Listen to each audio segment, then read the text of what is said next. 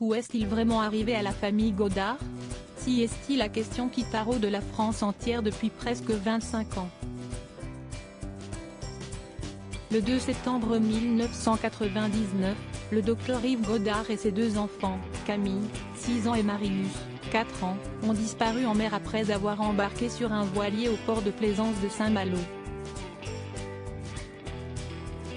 Après la découverte du sang de Marie-France Godard, l'épouse du médecin, dans la maison familiale, une énorme chasse à l'homme a été lancée à travers la Manche.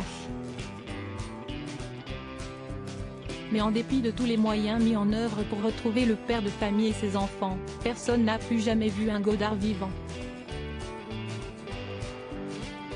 Pourtant, Yves Godard et ses enfants ont parfois laissé des traces derrière eux.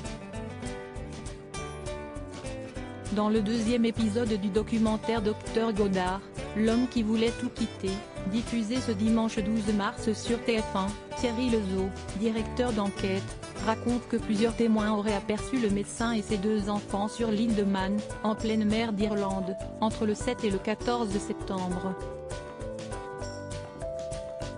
Le père de famille aurait notamment été reconnu par le serveur de l'hôtel Manin de Douglas, la capitale de l'île de Man, et les pleurs déchirants de la petite Camille auraient été entendus par une femme de ménage travaillant dans l'établissement.